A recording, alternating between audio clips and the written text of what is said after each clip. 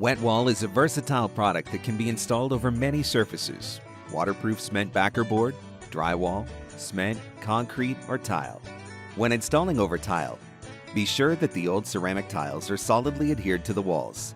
Turn off hot and cold water supplies.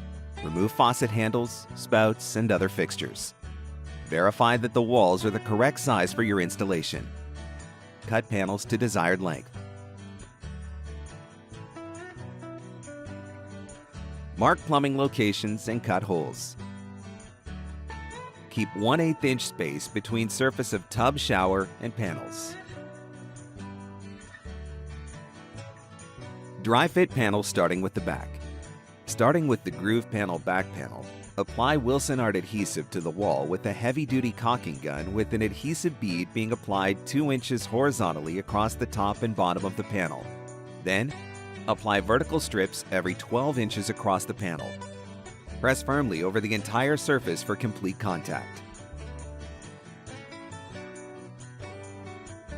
Using the panel with the tongue, start from a 45-degree angle. Walk the tongue panel into the groove panel. Lightly apply Wilson Art Color Match Sealant to the tongue profile. Walk panels together for a seamless look.